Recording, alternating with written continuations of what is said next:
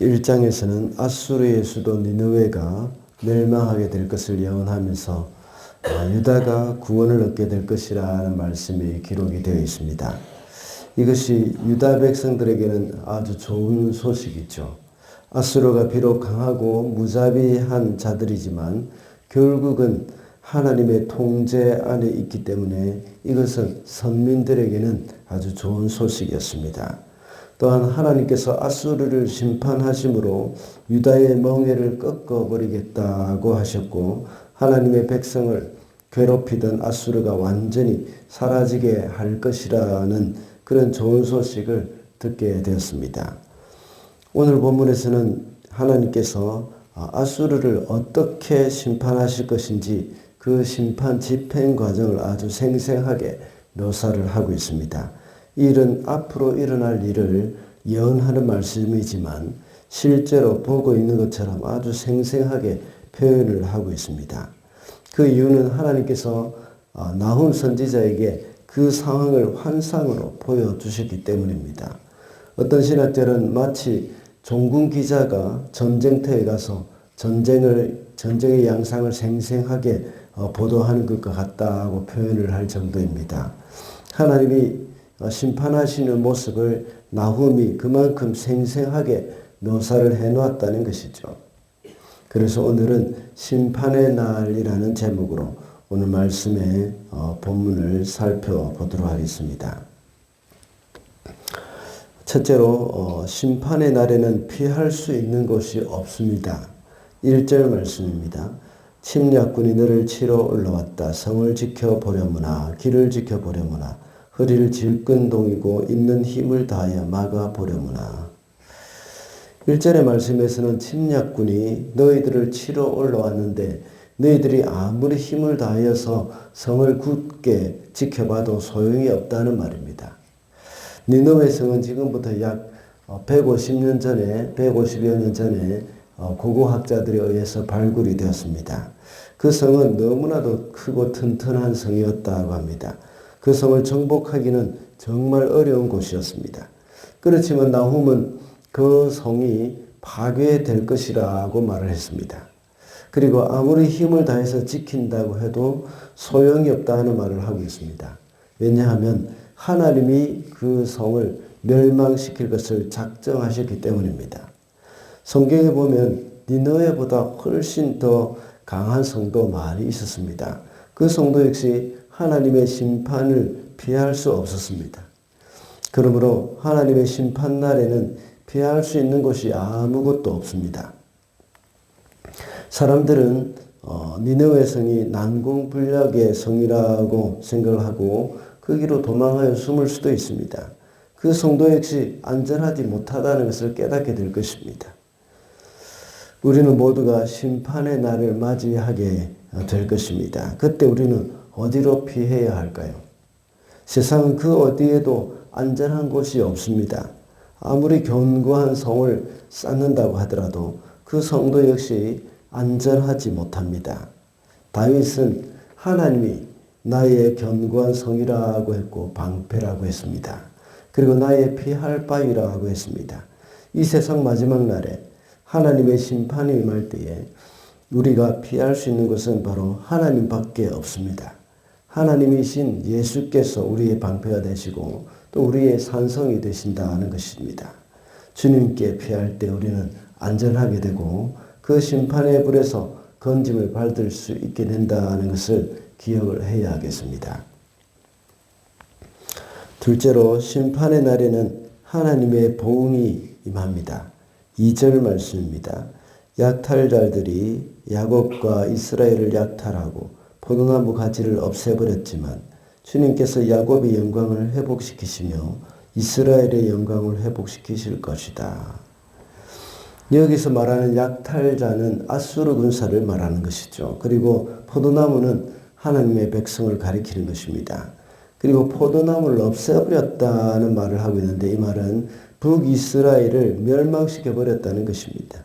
그리고 이제는 포도나무 밑둥과 같은 그런 남쪽 유다왕국만 남아있다는 말씀입니다.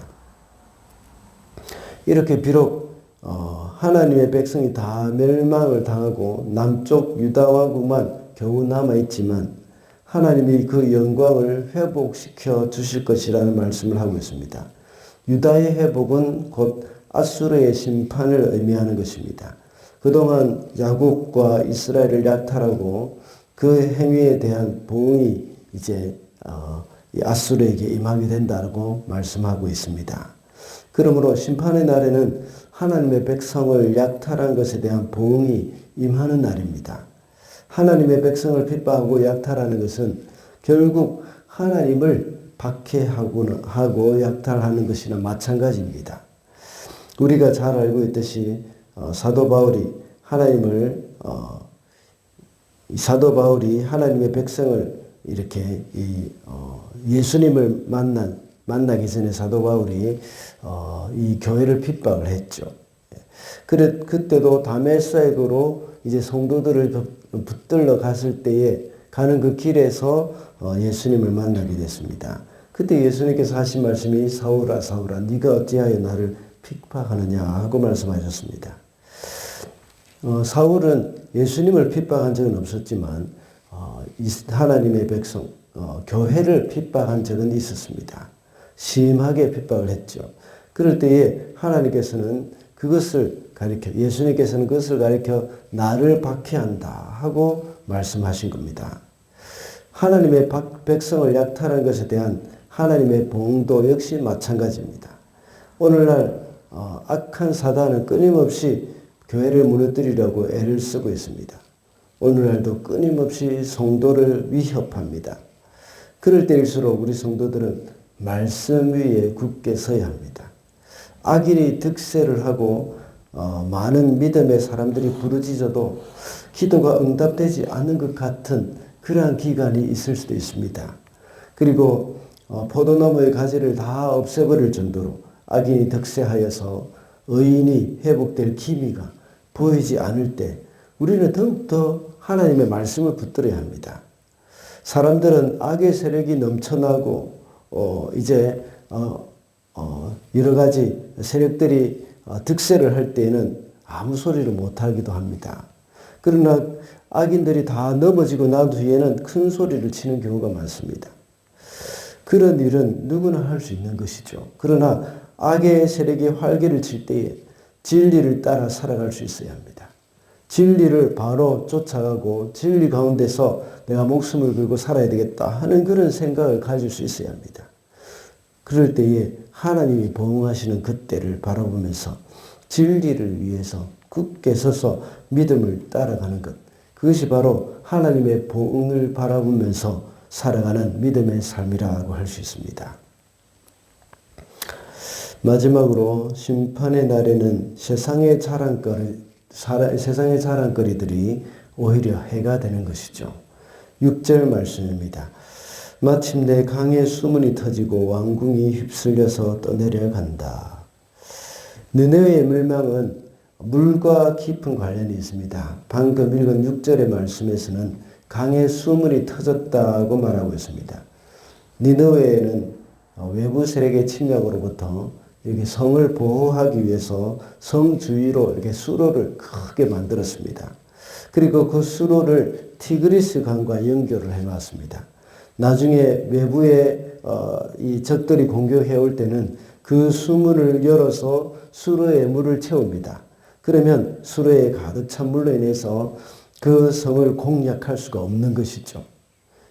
그런데 바벨론 군사들은 이 아수르를 쳐들어오면서 그 수로의 비밀을 알게 되었고 나중에 그 수문을 이제 몰래 열어버렸던 겁니다. 그래서 티그리스 강물이 갑자기 밀려 들어오는 바람에 이제 그 수로에 물이 가득 차고 넘쳐서 그 물이 쏟아져서 이제 이 니느웨 성이 완전히 물에 잠겨 버리는 겁니다. 그 물을 다 감당하지 못하고 왕궁까지 다 쓸어버리게 만드는 것이죠. 결국 아수르의 수도 니느웨는 홍수로 인해서 망하게 된 겁니다. 아수르는 그들이 수로를 만들어서 티그리스 강과 연결해 놓은 후에 그것이 그들에게는 큰 자랑거리였습니다. 그것은 적군으로부터 성을 보호해주는 역할을 했을 뿐만 아니라 그 물을 이용해서 할 수 있는 많은 유익들이 그들에게는 있었습니다. 그러나 그들이 그토록 자랑스럽게 생각하고 또 유익을 주던 그 물이 결국은 자신을 망하게 만들었던 것이죠. 심판의 날에도 마찬가지입니다. 우리가 자랑하던 것들은 우리를 구원해 주지 못합니다.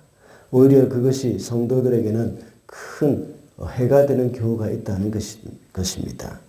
제가 자주 인용하는 사도 바울의 말이 있지 않습니까? 빌립보서 3장 7절에 보면 무엇이든지 내게 유익하던 것을 내가 그리스도를 위해서 해로 여긴다고 했습니다.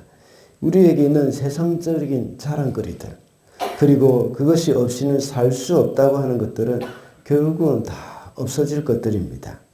그뿐만 아니라 오히려 우리가 주님께 가까이 가는 일에 해가 되는 경우가 얼마나 많은지 모릅니다.